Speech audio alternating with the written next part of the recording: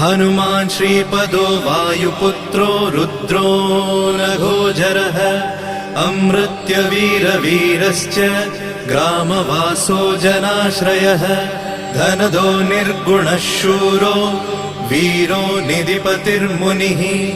पिङ्गाक्षो वरदो वाग्मी सीता शोकविनाशकः शिवः शर्वः परो व्यक्तो व्यक्तो धराधरः पिङ्गकेशः पिङ्गरोमा